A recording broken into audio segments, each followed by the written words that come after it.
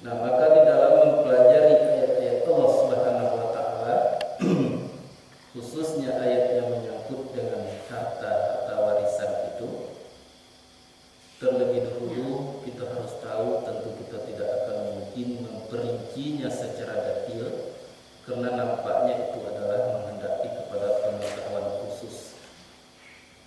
Namun secara umum kita harus tahu bahwa yang pertama sekali begitu Allah mengambil perhatian tentang harta yang dimiliki oleh manusia. Mengapa? Karena masalah harta itu jauh lebih beratnya pertanggungjawabannya di sisi Allah dibandingkan dengan yang lain. Kalau yang lain-lain seperti ilmu pengetahuan itu nanti hanya akan dipertanggungjawabkan untuk apa, diamalkankah atau tidak ilmu dan pengetahuan itu. Kalau menyangkut dengan amal, itu juga nanti akan dipertanggungjawabkan tentang keikhlasannya. Untuk apa kamu beramal? Begitulah sebenarnya. Lain halnya tentang harta. Harta mulai dari mendapatkannya sampai kepada pemeliharaan, sampai kepada pemanfaatan daripada harta itu nanti akan dipertanggungjawabkan di sisi Allah Subhanahu wa taala. Banyak ataupun sedikit. Nah, maka justru Allah menjadikan masalah harta itu suatu perhatian, dijadikan perhatian buat manusia. Hendaknya agar manusia itu jangan terkecoh nanti menyangkut dengan apa yang dia miliki selama dia hidup di permukaan. Nah, maka untuk itu kadang-kadangnya manusia itu merasakan begitu sulitnya untuk mencapai titik kebenaran yang diinginkan oleh Allah. Banyak aturan-aturannya yang harus dipenuhi. Maka timbullah pendapat begitu sulitnya untuk mencapai surganya Allah Subhanahu wa taala. Dan itu ada yang berpendapat begitu mudahnya mendapatkan surganya Allah Subhanahu wa taala. Nah, pendapat itulah yang perlu dikompromikan. Artinya kita manusia, orang beriman khususnya, tidak bisa mengatakan bahwa sulit masuk surga. Dan kita tidak bisa mengatakan bahwa mudah masuk surga. Keduanya harus dikombinasikan. Jadi masalahnya adalah sebenarnya akan mudahlah masuk surga itu bagi orang-orang yang mampu berkemampuan. Akan sulitlah masuk kepada surga Allah Subhanahu wa taala bagi orang-orang yang tidak punya kemampuan. Jadi masalahnya bukan masuk ke surga itu yang sulit. Kondisi itulah yang membuat sulit untuk masuk ke dalam surga. Atau sebaliknya, bukan masuk surga itu yang mudah, tapi kondisi manusialah yang membuat mudahnya masuk ke dalam surga. Nah, itu sering kita contohkan di dalam pengajian. Kalau ada satu beban, katakanlah beban tadi seberat 5 kilogram. Itu kalau dikatakan berat itu salah. Kalau dikatakan ringan pun bisa salah. Apa sebab? Karena berat ringannya beban itu tergantung kepada manusia yang bersangkutan. Bagi orang yang sehat, dia akan mengatakan itu ringan beban. Bagi orang yang tidak sehat, yang tidak punya kodrat, mereka akan mengatakan itu beban adalah berat. Masuk surga begitu. Jadi akan terasa berat, akan terlampau berat bagi manusia-manusia yang tidak punya kemampuan untuk itu. Nah, masalahnya ini kemampuan yang dimaksud apa? Tinggi ilmu pengetahuan belum tentu. Banyak amal-amal yang diamalkan belum tentu. Kemampuan itu sangat ditentukan oleh tipe hal. Nah, yang pertama sekali adalah menyangkut dengan i'tikad kepada Allah Subhanahu wa taala. Lebih khusus lagi adalah tauhid.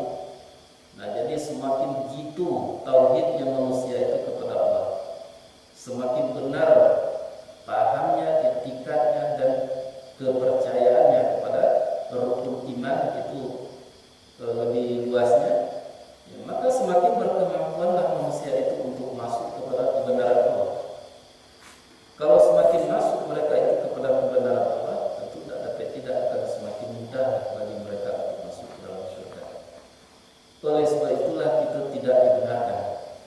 untuk berpaham buruk, untuk beriktikad salah, untuk bertauhid yang tidak benar kepada Allah Subhanahu wa taala. Yang andai kata itu terjadi, paham salah, iktikad salah, tauhid lebih khusus dari kepada Allah itu salah, itulah yang dikatakan syirik. Bagi orang yang semacam itu akan terlampau sulit, bahkan mustahil bagi mereka akan dapat masuk ke dalam rahmat Allah. Kalau mereka tidak dapat masuk ke dalam rahmat Allah, tentu lebih mustahil lagi bahwa mereka akan dapat masuk ke dalam surga Allah Subhanahu wa taala. Nah, maka untuk itu dalam kehidupan kita harus perhatikan itu. Harus benar-benar kita pelajari itu agar kita jangan sampai terjebak kepada iktikad yang salah, lebih khusus tadi adalah tauhid yang tidak benar kepada Allah Subhanahu wa taala. Nah, itu yang pertama yang akan membuat manusia itu mudah nanti masuk dalam surga Allah Subhanahu wa taala. Nah, dan memang kalau dibagi-bagi khususnya tauhid itu banyak macam ragamnya. Para alim ulama mengatakan bahwa ada tauhid itu yang menyangkut dengan zatnya Allah Subhanahu wa taala. Artinya kita tidak boleh salah mentauhidkan Allah. Harus benar mentauhidkan zat Allah Subhanahu wa taala. Caranya apa? Caranya mudah saja. Allah itu tidak tersusun zatnya dari sesuatu, tidak bisa dipisah-pisahkan, tidak bisa dicontoh-contohkan, tidak beranak, tidak diperanakan. Lam yakul lahu kufuwan ahad. Walaisa kamitslihi syai'un. Tidak ada yang menyerupainya, segala sesuatunya tidak ada. Dari situlah kita berangkat untuk mentauhidkan zat Allah Subhanahu wa taala. Akhir-akhirnya di dalam hati kita akan lahirlah sesuatu kepasrahan yang tidak mungkin kita selidik zat Allah itu. Karena yang bersifat laisa kamitslihi syai'un. Nah, kemudian tauhid itu menyangkut dengan sifatnya Allah Subhanahu wa taala. Artinya sifat Allah Subhanahu wa taala itu tidak pernah bergandingan dengan yang lain. Kalau Allah pengasih, tidak bisa ditandingi, disamai kasih Allah itu oleh yang lain. Kalau Allah itu penyayang, tidak bisa disamai, apalagi dilebihi oleh sayang yang lain.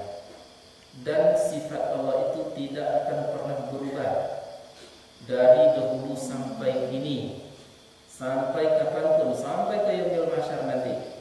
Zat Allah itu tunggal, tidak bisa berubah, tidak akan pernah berubah sedikit pun. Nah, misalnya pada suatu saat nanti Allah itu akan sayang kepada orang durhaka, tidak ada itu. Di neraka, di suatu akhirat itu nanti Allah akan sayang kepada orang-orang yang berbuat durhaka sewaktu hidup di permukaan bumi. Tidak ada itu. Sifat Allah itu tetap. Jadi kita harus mampu mentauhidkan sifatnya Allah Subhanahu wa taala.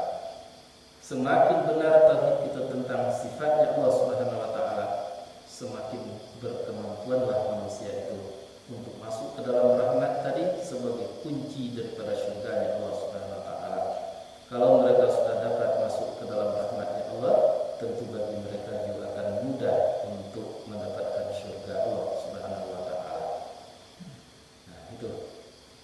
Nah, dan yang ketiganya menyangkut tauhid itu dengan asma Allah. Kita harus mentauhidkan asmanya. Apa artinya? Tidak ada satupun asma Allah, nama yang dinamakan kepada Allah itu yang buruk, tidak ada. Tidak ada yang cacat. Nah, misalnya walaupun Allah itu mempunyai sifat Al-Qahhar misalnya, Al-Aziz umpamanya, Maha Gagah, Maha Perkasa, itu sifat adalah baik, tidak ada cacat.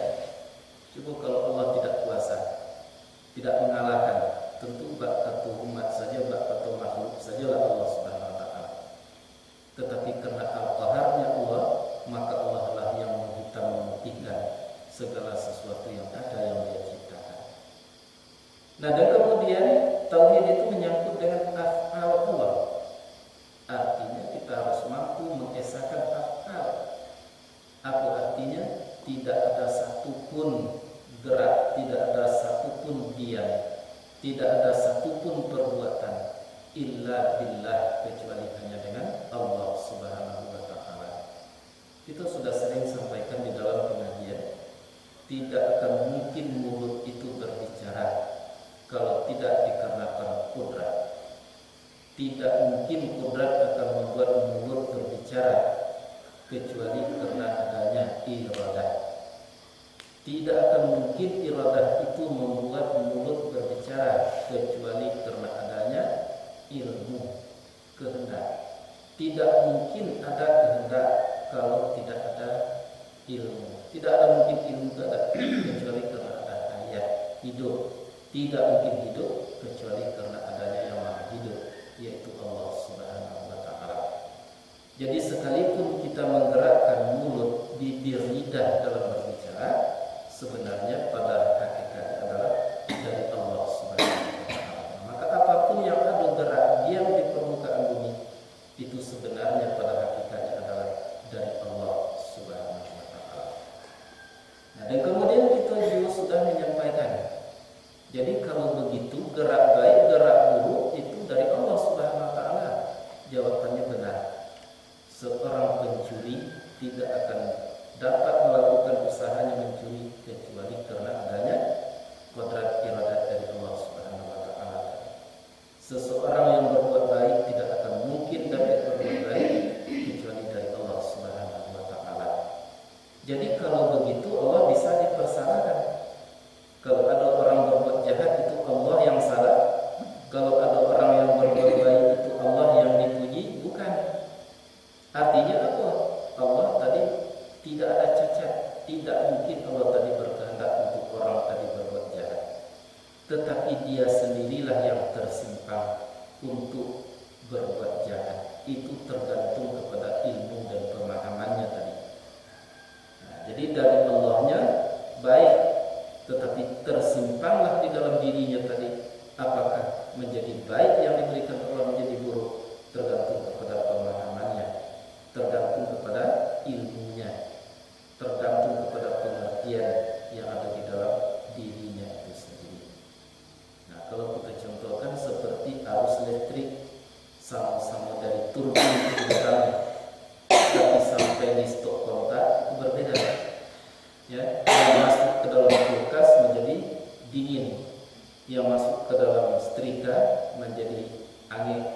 Itu contoh-contoh. Jadi apapun dari Allah Subhanahu wa taala, tapi tersimpang daripada ilmu dan pengetahuan manusia. Nah, jadi kok nak mudah masuk ke dalam surga, selesaikanlah itu.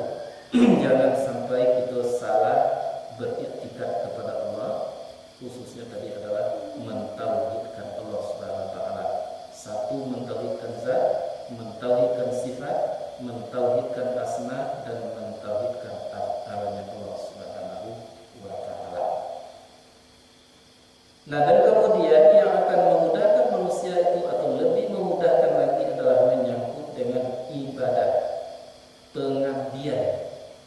Nah, kata Allah, "Wa ma khalaqtul jinna wal insa illa liya'buduni." Aku tidak ciptakan jin dan manusia kecuali untuk menghambakan diri kepada aku. Nah, itu perlu dipertanyakan. Apa yang dimaksud dengan ubudiyah? Apa yang dimaksud dengan menghambakan diri itu? Kadang-kadang kita mengatakan bahwa yang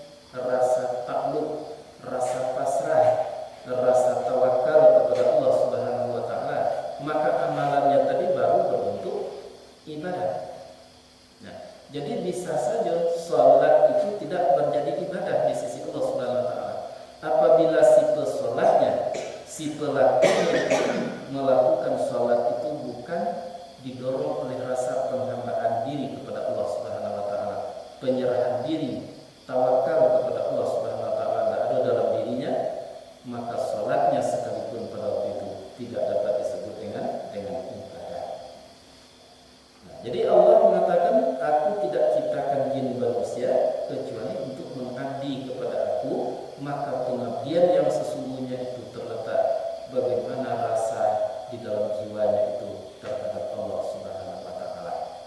Kadang-kadang hati menantang Allah. Kadang-kadang hati tidak membenarkan apa yang dilakukan Allah Subhanahu wa taala. Itu bisa membatalkan ibadah kita. Kita berdoa kepada Allah lalu tidak diberi apa yang kita minta oleh Allah, lalu kita tuduhkan Allah itu tidak mampu memberi, contohnya tidak adil Tuhan misalnya, itu adalah suatu kesalahan di dalam ibadah. Nah, maka justru amalan itu bisa menjadi ibadah dan bisa menjadi tidak ibadah. Itu harus tahu itu. Jadi maka oleh sebab itu apapun hendaknya menjadi ibadah di sisi Allah Subhanahu wa taala. Jangankan salat, jangankan puasa, zakat, haji tadi, makan minum termasuk tidur sekalipun itu bisa menjadi ibadah, bisa bernilai ibadah dengan ketentuan apabila di dalam hatinya seseorang itu terletak rasa pasrah, rasa menyerah, rasa tawakal dan lain sebagainya di dalam hatinya, maka seluruhnya akan menjadi ibadah. Itu sebabnya orang-orang tasawuf sangat-sangat menekankan pengajian itu adalah harus berangkat dari pengajian tentang jiwa, tentang hati, memperhatikan hati. Nah, maka hati manusia itu selalu dihiasi oleh dua sifat. Satu disebut dengan sifat muhlikat, yang kedua disebut dengan sifat munjiat. Apabila sifat munjiat itu yang berkembang di dalam diri, artinya sifat yang terpuji, maka akan sirnalah sifat-sifat muhlikat. Apabila sifat muhlikat artinya sifat yang mencelakakan, itu yang mendominasi hati manusia, maka justru akan hilanglah sifat-sifat munjiat, maka justru akan sulit bagi manusia masuk ke dalam surga Allah Subhanahu wa taala. Nah, sifat munjiat artinya sifat terpuji seperti pemaaf, ya, husnuzan, baik sangka, ya, kemudian di dalam diri itu terletak sesuatu solidaritas misalnya dan lain sebagainya, itu sifat munjiat yang para ahli kadang-kadang itu menghitung banyaknya para sampai 60 sifat-sifat yang terpuji itu yang harus dikembangkan di dalam hati nurani. Jadi artinya apabila perbuatan yang kita lakukan, apakah itu seperti amalan yang mahdhah atau perbuatan biasa seperti makan, minum, tidur tadi, apabila di dalamnya terletak, hati kita terletak sifat-sifat muhlikat, maka semuanya tidak menjadi ibadah. Kalau andai kata di dalam hati kita ada sifat-sifat munjiat itu yang berkembang, maka justru apa yang kita lakukan, baik yang mahdhah seperti salat, puasa tadi, termasuk makan minum, itu bisa bernilai ibadah. Ingat pada suatu waktu dulu Nabi pernah masuk masjid, itu riwayatnya. Ya, didapati di dalam masjid itu seorang iblis ketakutan. Lalu Nabi bertanya, "Mengapa engkau ketakutan?" Jawab iblis pada waktu itu, "Aku takut kepada orang yang sedang tidur itu, sedangkan aku ingin untuk memperdayakan orang-orang yang sedang sholat itu." Ada apa persoalannya? Karena orang tidur tadi itu diliputi oleh sifat-sifat munjiat, sedangkan orang yang sholat itu mempunyai sifat-sifat muhlikat di dalam jiwanya. Jadi maka untuk itu harus kita selama hidup memperhitungkan masalah ibadah kita, pengabdian kita, kepada siapa kita mengabdi sebenarnya, itu kita harus tahu dan harus pelajari dengan secara baik. Nah, yang ketiganya yang akan memudahkan manusia itu masuk ke dalam surga adalah menyangkut dengan tadi muamalah. Nah, muamalah itu kalau kita bagi terlalu banyak, macam ragamnya. Muamalah itu adalah sistem interaksi antara sesama makhluk, khususnya antara manusia dengan manusia. Nah, yang namanya manusia dengan manusia itu banyak pula macam ragamnya. Ba'a hubungan suami dengan istri, ba'a cara suami terhadap si istri, timbal balik,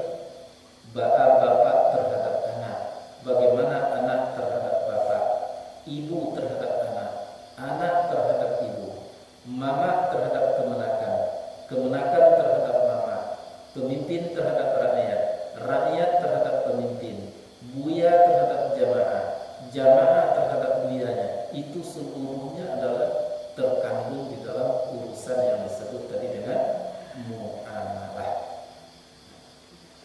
Maka di dalam ayat tadi itu salah satunya, sebahagian kecilnya, yaitu hubungan antara si mati dengan yang hidup, menyangkut dengan harta warisan. Jadi jelas itu urusannya adalah muamalah.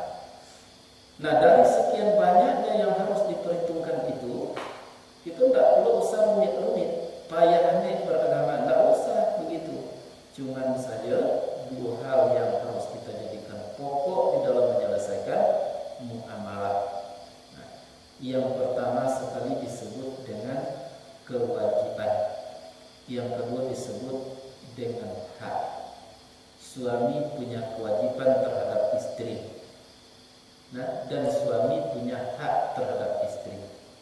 Istri punya kewajiban terhadap suami, dan istri punya hak terhadap suami. Begitu seluruhnya. Itulah yang dikandung oleh iyyaka na'budu wa iyyaka nasta'in. Akan engkau kami menyembah, akan engkau kami minta tolong. Artinya ada hak itu, ada kewajiban itu. Begitu terhadap Allah Subhanahu wa taala, begitu terhadap sesama manusia. Nah, jadi maka oleh sebab itu tidak usah rumit-rumit, ya, dicari bagaimana hubungan ini dengan itu, hubungan ini dengan itu. Iyo, itu pelajari itu, tetapi yang intinya adalah jangan sampai kita tidak tahu dengan hak dan kewajiban terhadap Allah dan terhadap manusia. Ibu terhadap anak, anak terhadap ibu, pemimpin terhadap rakyat, rakyat terhadap pemimpin, dan seterusnya dan seterusnya dan seterusnya. Nah, tiga itulah yang membuat manusia tadi akan menjadi mudah baginya masuk ke dalam rahmat Allah. Dengan kata lain, jangankan tercapai lain nilai-nilai kesempurnaan yang tiga itu, berusaha maksimal saja untuk menyelesaikan yang tiga itu, maka justru orang itu disayangi oleh Tuhan. Ya, tentu kaitannya dengan menuntut ilmu dan pengetahuan. Jadi semakin kita menuntut ilmu pengetahuan itu dengan secara benar, dengan secara baik, dengan tujuan tadi atau sistem untuk menyelesaikan dan tiga masalah itu, semakin orang tadi disenangi oleh Allah, dirahmati oleh Allah Subhanahu wa taala. Nah, jangan berkata bahwa orang yang sudah dirahmati oleh Allah itu, mereka itu tidak akan masuk ke dalam surga. Itu pasti, karena Allah sudah sayang, Allah sudah redha. Bahkan bagi mereka akan terlalu mudah masuk dalam surga. Contoh saja wali-wali Allah Subhanahu wa taala. Berapa banyaknya dari dahulu wali-wali Allah Subhanahu wa taala yang telah mencapai tingkat kesempurnaan dari yang tiga hal tadi, maka dia dikasihi oleh Allah Subhanahu wa taala. Ingat, namanya orang yang sudah dikasihi oleh Allah, salah-salah sedikit kadang-kadang tujuan membuat Allah tadi senang terhadap dirinya. Contoh saja kepada kita terhadap anak, terhadap cucu. Kalau kita sudah kasih sayang ridho terhadap anak atau cucu, salah sekalipun anak kita tidak pernah merubah kasih sayang kita kepadanya. Bahkan kita berpihak, rasa berpihak itu ada kepada anak, sekalipun anak tadi salah, sekalipun cucu itu salah. Begitu contohnya bahwa orang-orang yang sudah mendapat rahmat dikasihi oleh Allah, salah sekalipun, kalau salah tadi tidak melampaui batas, maka Allah Subhanahu wa taala juga akan menyenanginya. Banyak riwayat-riwayat itu ya, orang-orang soleh, wali-wali Allah yang kadang-kadangnya dilihat secara lahir salah perbuatannya, tidak benar perkataannya, tapi di sisi Allah Subhanahu wa taala bahkan membuat Allah tadi menjadi senang. Banyak itu temui di dalam hadis-hadis qudsi yang tidak mungkin kita sebutkan dalam waktu yang amat sangat singkat ini. Nah, jadi yang penting, sulitkah masuk surga? Kita bisa mengatakan sulit, tergantung kepada manusianya. Kita bisa mengatakan mudah, tergantung kepada manusianya. Jadi kalau dikatakan sulit, salah. Kalau dikatakan mudah, salah. Mengapa? Karena bisa sulit, bisa mudah. Nah, masuk neraka pun seperti itu. Tidak bisa kita mengatakan sulit, karena tergantung kepada manusianya. ada dek manusia tadi yang terlampau sulit masuk neraka, itu adalah ahli-ahli syurga. Begitu mudahkah masuk neraka? Bisa mudah, tergantung kepada diri manusia. Jadi untuk itulah kita harus mampu berusaha menjadikan diri kita untuk mudah masuk ke dalam surga. 3 hal yang perlu kita selesaikan. 1 menyangkut dengan i'tikad, yang kedua menyangkut dengan ibadah, yang ketiga menyangkut dengan muamalah. Ketiga-tiganya tuh kalau dikembang bisa selebar alam, kalau dikumpah bisa sebaru kuku. Artinya mengenai tauhid kepada Allah, pasrahlah, menyerahlah, bertawakallah hanya kepada Allah Subhanahu wa taala. Masalah ibadah, lakukanlah, berbuatlah, bertindaklah dalam kehidupan di permukaan bumi yang harus lahir daripada jiwa yang bersifat benar, ada sifat menjiat dan lain-lain sebagainya. Kemudian masalah muamalah, perhatikanlah apa kewajiban dan apa hak yang harus kita tuntut, baik kepada Allah atau kepada manusia. Kalau itu sudah kita raih, atau sekurangnya kita sudah maksimal usaha kita untuk mendapatkan itu, tidak Allah akan ridha, Allah akan sayang, Allah akan memberi rahmat. Yang namanya Allah sudah menyayangi orang yang sudah dirahmati oleh Allah Subhanahu wa taala, maka orang itu berarti sudah di tangannya surganya Allah Subhanahu wa taala. Jadi jangan mimpi mendapatkan surga hanya sekedar dengan amalan banyak, tidak bisa. Jangan kita mengatakan